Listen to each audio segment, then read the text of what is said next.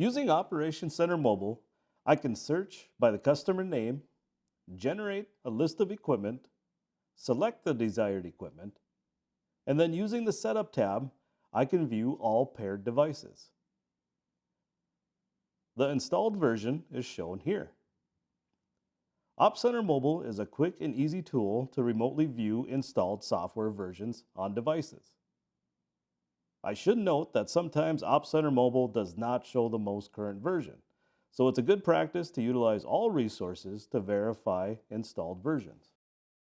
Another tool is the Operations Center website. Searching by the customer name, I can view the organization. Here I can utilize the Setup tab and the Equipment menu. From the Equipment page, select Devices.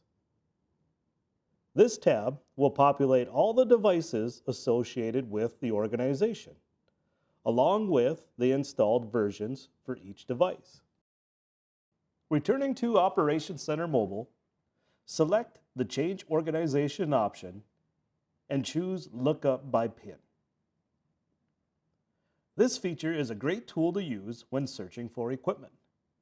To obtain search results, always use the full serial number.